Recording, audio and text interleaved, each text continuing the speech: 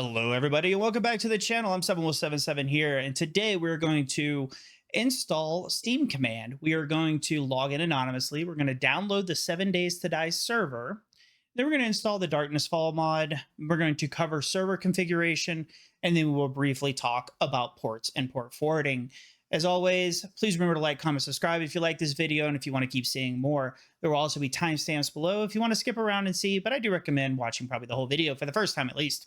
All right, so first of all, what is a dedicated server? So imagine it this way. You have your computer and you're running a game, say 7 Days to Die, right? Your computer is calculating the graphics and the distance and the AI and everything else, right? Now say you want your friends to join. Your friends join you. Now your computer is not only responsible for doing that for you, but it's also responsible for doing that for other players. And that's where a dedicated server come in. A dedicated server is usually run on a different machine. You should probably always run it on a different machine. And it allows people to connect, and that program will be responsible for calculating all of the math and damage and all the other values and stuff that will go along with people being on your server. So that's kind of why you want to use it. I personally have a dedicated server in my house that's just an older PC that I use. It's connected. I connect it through AnyDesk. And then it's down there. I use it for Ark, Survival Evolved, 7 Days to Die, Minecraft, Terraria, you name it, a server I've probably played on it. So, all right, let's go ahead and get started. So we want to download Steam Command. The first thing we want to do is we're going to go ahead and go, and these websites will be down below. We're going to go to the Valve developer, valvesoftware.com. You do want to make sure that you're at the right one. Check your URL up here. It should be a secure site and everything like that. So make sure you're not downloading any type of third-party thing. We're going to go ahead and go right down. We are on Windows for this tutorial. We're going to download the Steam Command for Windows, which is right here. And I've already downloaded it. So now that we have that downloaded, I'm going to come right over here. You see we have the Steam Command as a zip file, and inside is one file. We're going to go ahead and right-click on this, and we are going to copy it. Now we're going to go to wherever we want to install our Steam Command. I'm going to go to my game drive here. It's the same place where we installed in the last video, our 7 Days that I modded. We are going to make a new folder, and I'm just going to call this Steam Command. You can name it whatever you want.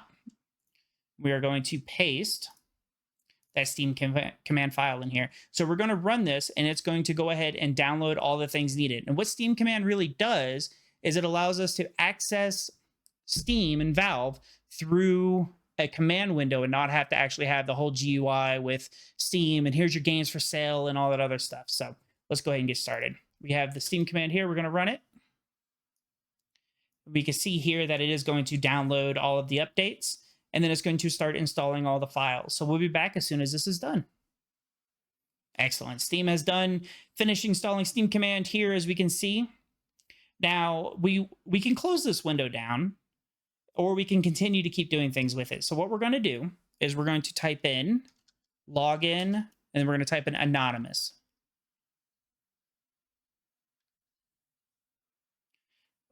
Log in anonymously to Steam Public. So that means we don't actually have to use our Steam ID and credentials. We can just use that to log in. Now from here, this if you're not even trying to download 7 days, if you're trying to download a different server, this is where you could do it. But we want 7 days, so we're going to go ahead and go over here, and we're going to go to the second one here, which is still on our developer Valve software. And this is the 7 Days to Die. And we're going to look at this first one right here, and we're going to want app update or app underscore update 294420, and we're going to have this link down below.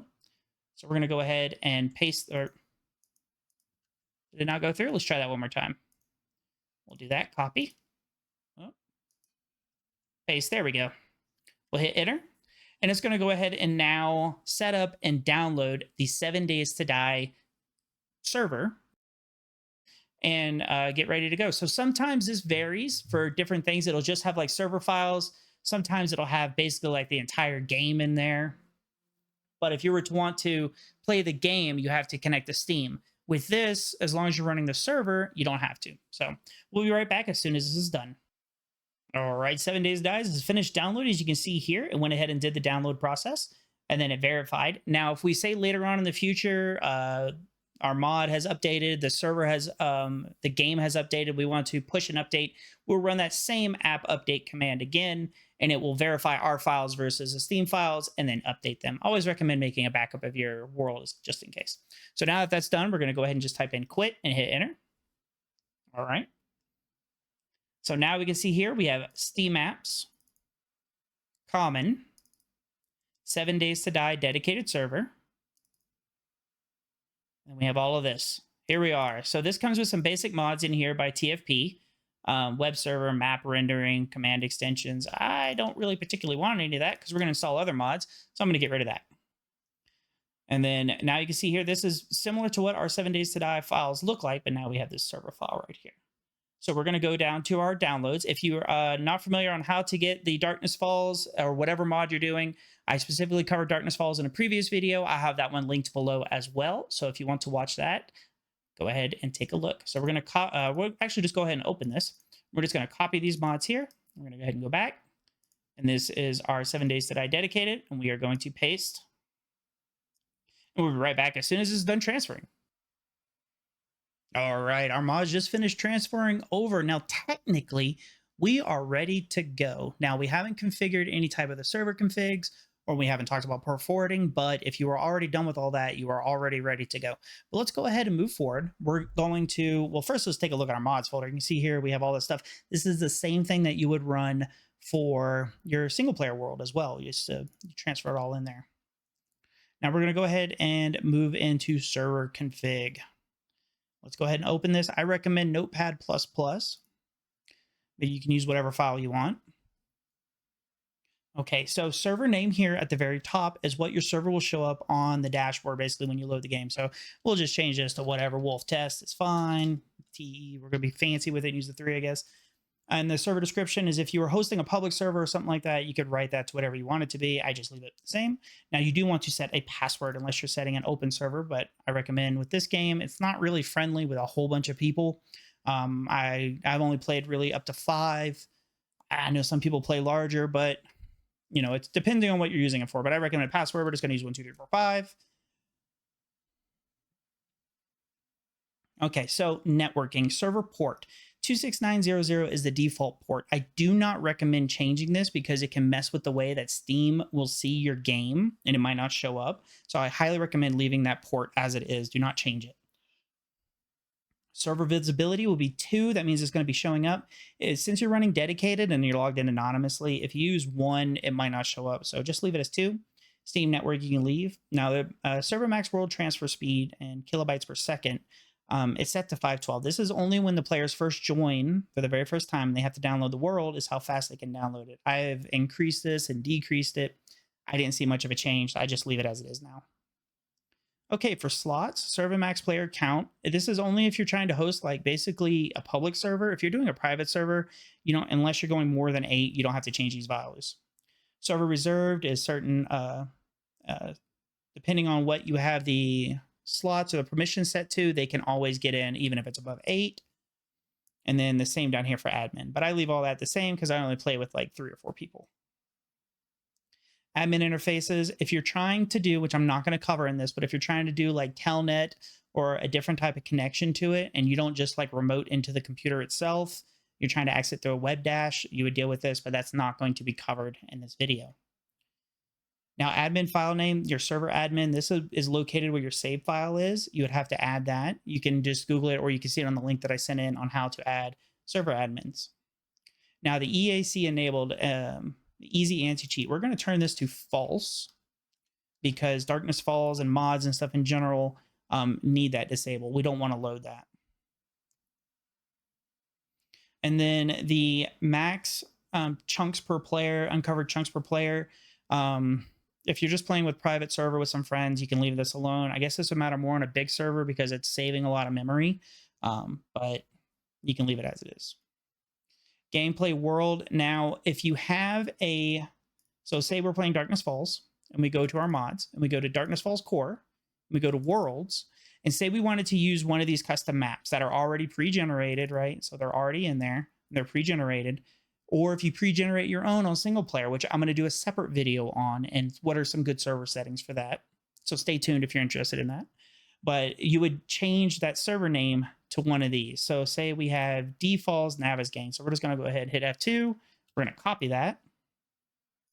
And then I'm going to go back over here and I'm going to change my seed and I'm going to paste that. And as you can see, this is the same as it is here. It needs to match exactly. Now, if you're not doing a random world gen, WRG, none of this here matters, okay? Now, if you were doing a random world gen, like you wanted the server to generate the map itself, you would just put WRG right here. That's what that means. RWG, I apologize. A little dyslexia going on. All right. And then the world gen seed would be whatever you change this to, and then size and everything like that. But I always recommend using a pre-gen map, whether the Darkness Falls one or if you pre-gen one of your own, because you get more settings that way. You can actually control how much you want to be the desert and how much you want everything else to be set. Because if not, it's going to read off the file that's set in there, and it's just going to do the basic default one. Now, difficulty 0 to 5. Remind you, it does start at 0, with 0 being the easiest and up to 5 on the hardest. Now, mind you, for Darkness Falls, which is what we have installed, difficulty substantially affects things like zombie damage, headshots remain unchanged, things like gathering or mining, you get reduced values the higher difficulty. So check out the Darkness Falls Discord, which I'll have linked below as well, or the Darkness Falls website, and read about these, okay? Now, block damage player starts at 100%. Mind you, this is in percentage. So say if you wanted to destroy blocks faster, you could do 150. That means you would do an extra 50% damage. So if you did 10, you would do 15, et cetera, et cetera. I'm using round numbers. But I recommend that you leave that at the default value. Block damage AI is the same thing. If you want the zombies to tear through blocks fast, you can change that. Or and then block damage during blood moons as well. You can change that. But I recommend that, honestly, you leave a lot of these values here. Now, XP multiplier, Darkness Falls and 7 Days to Die in general is based around single player. If you were playing with a friend or a group of friends and stuff like that, and you're all in a party, I highly recommend that you turn this value down, the XP multiplier. You can't go above 100. Kane has disabled that. Kane is the mod author, by the way. But I do recommend that if you're playing with 2 to 3 people, that you go down to, say, 75%. Or 3 to 4 to 5, maybe go down to 50 or 30.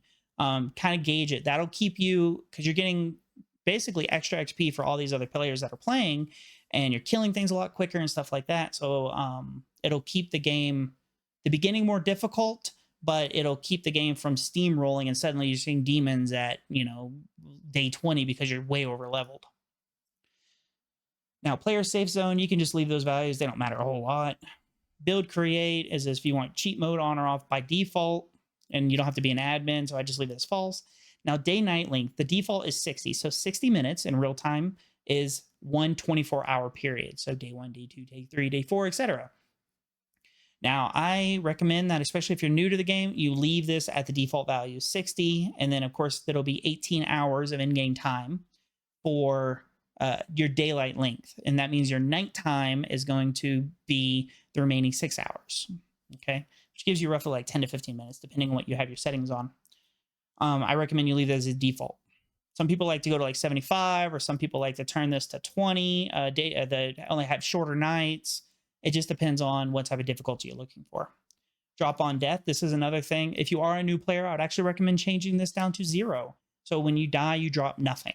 You just go back to your spawn point, basically. 1 is, of course, everything into a bag, and 2 is tool belt only. 3 is just your backpack, depending on how you want to do it. So depending on what settings you have, there you go. And the same for drop on quit. Usually it's 0. You can leave these 2 bedroll sizes the same. They're fine. Now, max spawn zombies. This has 2 values to it. 1 here, and then 1 for Blood Moon that we'll talk about. Now, max spawn zombies, this is the entire map, how many zombies can spawn on the whole map at a time. Now, this directly and greatly impacts performance, because say you have 3 or 4 people playing, you have 1 person back at the base, and then you have a couple people out doing other things and doing different POIs, or say you're not all playing together, and you have a horde come by your base because of the heat level, and you have screamers, and you have all these zombies that spawn, right? Well, somebody might be clearing a POI, and suddenly there's no zombies in the POI, because between everybody else doing things, you've capped that 64. Doesn't normally happen, but it directly affects performance. And this will also, we'll talk about in a second, but it'll affect your Blood Moon. So for like 2 to 3 people, really, I recommend, honestly, probably turning that down to like 32. You can leave it at 64. Just know that's what your values. If you're doing a server, your value would be for Blood Moon. We're going to get to that. Max spawn animals, 50. You can leave that as it is. Server max allowed view distance. If you're having a lot of people or you're having server lag, stuff like that, that's not related to the PEP POIs. You could turn this down. It'll decrease the view distance, but it can help with lag. And then max queued mesh layers, you can leave this because people are riding bikes and stuff like that, and then suddenly they hit that queue, they'll fall through the world and stuff like that. Enemy spawn mode true, you want zombies to spawn. Now zombie difficulty at 0, which means they're just going to be normal zombies and they'll be tied to your GS. If you turn it to 1, all zombies will be feral all the time at a minimum, and then they'll go up from that. You get that as the base value. Zombie feral sense is set to 0. So basically feral sense is like they can sense you through walls. They have heightened senses for sound and everything else. It's on 0 by default, which I recommend leaving. Zombie move at 0. That's your default zombie speed during the daytime. It's set to walk. Now I'll probably never really go above jog. If you want, run is really fast, and sprint is even faster. For Darkness Falls, and really the game in general, I recommend you stay away from Nightmare for all of these speed values because they go so fast they can break the AI, and then they just stand there and do nothing. Zombie move night, of course, is set to run. Zombie feral move is 3, once again, set to run again. And then Blood Moon as well, set to run. Now, Blood Moon frequency and Blood Moon range, these two go together. So this means that every 7 days, right now, right here where we are, every 7 days there will be a Blood Moon no matter what. Now, if you change this to Blood Moon range to say 3, that means that starting on day number 7 and then going into day number 8, day number 9, day number 10, you can have a Blood Moon on one of those days. And as soon as that Blood Moon happens, it starts over again. So say you have it set how I have it here, 7 and 3, and you have a Blood Moon on day 8. Now it's going to reset back to the beginning, and it's going to go back and say, okay, day 1, 2, 3, 4, 5. And once it hits day 7, it can be, okay, day 7, you can have a Blood Moon, day 8, day 9, or day 10. The way I like to play personally is I do 4 and 3 because that gives me, I know I'll guarantee to have a Blood Moon within 7 days, but I could have it as early as 4 days in. That's for more advanced. If you're just starting out, set this to 7 or maybe even 10 and leave the range at 0. You'll have less Blood Moons. But the default 7 days is good. Now, your Blood Moon warning, this is your time during the day. You'll be notified that there'll be a Blood Moon at 8 a.m. Basically, you'll be notified. And then you can turn it to like -1, I believe it is. Yep, -1, and you'll never see it. So suddenly it'll be a Blood Moon. Now, Blood Moon enemy count. This right here. Now, the big thing with this is it says per player during a Blood Moon. However, max spawn zombies overrides this number in multiplayer games. So this is this up here that was set to 64. So that means there's a max of 64 zombies that will spawn. Even if there's only one person on, you will have 64 or 32. Okay, so that is a lot. And that's just what comes with playing on a server. So if you have 32 here, which means that you will reach a cap of 32 zombies and no more zombies will spawn until you have 30. Some of those have died. Usually they'll come in waves. If you have 64, it's the same as 64. Now, whoops. Now, once again, if you only have like, say, 8, you'll cap out real quickly because there's more than 8 zombies in a POI kind of thing. So you want to leave that number fairly high, but not too high where you're just getting overwhelmed. So I usually say 32 with 2 or 3 people. 32 is probably a pretty good number. Now, loot abundance here at 100. This is a percentage value. Do not change this. Kane, the mod author, and I don't care, another mod author in Darkness Falls has said repeatedly that over or under 100% breaks things. You do not want to change this value. You can change the amount of loot respawn, stuff like that, but you do not want to change this value because the math goes wonky. And that's probably not just for Darkness Falls, but that's all of 7 Days to Die. Loot respawn is, so if you loot things and they will eventually just reappear back in the game, a car, stuff like that. Personally, I like to set that to 0. Loot will never respawn. And there's so many towns and so much stuff to loot. Plus, whenever you start a POI quest, the whole POI will regenerate. That honestly, loot respawn should probably be disabled, in my opinion, by default. Unless you're playing on a big server with a lot of people, because then things would just get destroyed and you would never have anything. You'd only be able to loot POIs that you're doing. Now, airdrops. Airdrops in the game are basically free loot drops that'll come and they'll drop in. And this is set in hours. Default is 72 hours that you'll get an airdrop. Personally, I don't like airdrops. I think they're overpowered, and you can get class mastery books, you can get lace, you can get other things. If you're a new player, sure, leave them on. But I like to set it to 0 and then never have airdrops. But that's up to you.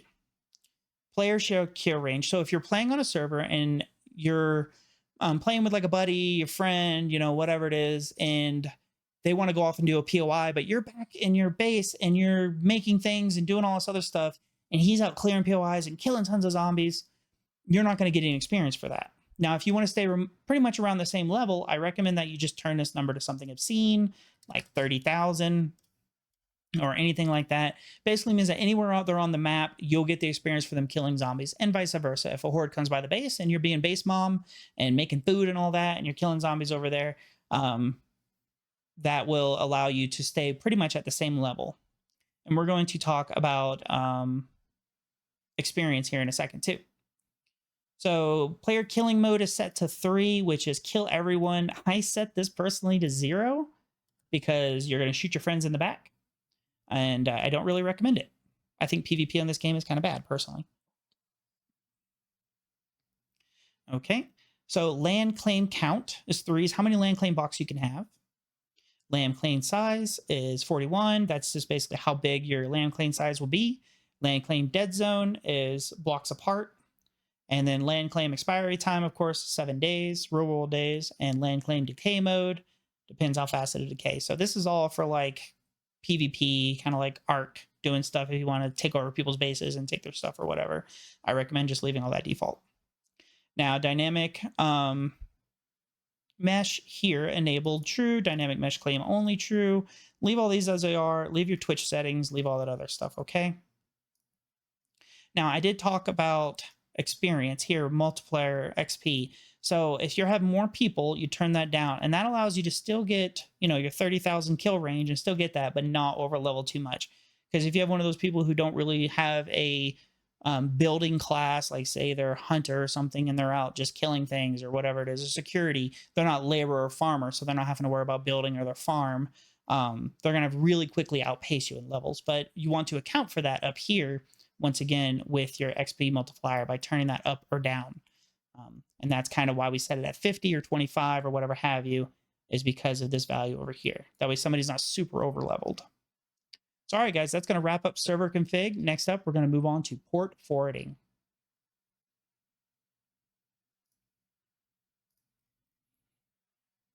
Okay, for port forwarding, we're going to go ahead and go back to our 7 days to die wiki here, and we're going to take a look. We're going to look down, and we're going to click on our firewall ports. Now, this will give you an example of the things that you need to have in here, and I'm going to go ahead and zoom in. So this 8080 to 8081 don't really matter because I did not cover that. If you're going to try to do remote stuff, you'd have to worry about that, but you don't have to worry about it if you just followed along with this. Now, this 26900 TCP is important. We're going to need to work on that. And then also, if you see under UDP, we're also going to have our 26900 to 26903. Now, you notice this first number is in both TCP and UDP. And if you have a router like I do, which is Comcast, it says that you have 3 settings. You have TCP, UDP, or TCP/UDP. I can't add 26900 to both TCP and UDP individually. I need to have a together. So on my server, I have 26900 under TCP UDP, and then for UDP, I will have 26901 to 26903 routed. Now, unfortunately, I'm not going to be able to help you with your port forwarding. I can tell you the numbers, which I just did, but please do not contact me about your individual router. I am unable to help you. If you're having issues, call your ISP, your internet service provider, and say, hey, how do I port forward with the router that you gave me?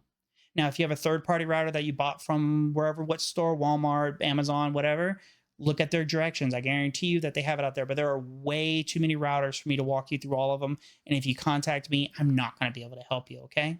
I know for Comcast, I have to use my cell phone. There's a whole app. It's pretty easy. You just got to figure out how to get to it. I do not recommend, though, this site over here is portforward.com and stuff. I do not recommend that because it has a bunch of random ports on there that it doesn't explain, and they want you to pay for things. It's a scam. It's not hard, guys. Learn how to do it, and then you can do it for any game. Minecraft 25565, pretty easy, right? Arc, etc. So one last thing I want to go ahead and talk about over here with port forwarding is your gateways, and say you want to connect to your own server. So like me, my server's in another room downstairs, direct connected on LAN to my router. When I go to connect to my server, I'm going to use a different way to connect than my friends are. Okay. My friends are going to use my IP. And if you ever want to know how to do that, you can just type in what is my IP or port checker or anything like that. It'll tell your IP and you can type in the port and see if it's open or not. Okay. I'm not going to demonstrate that. You can do that on your own.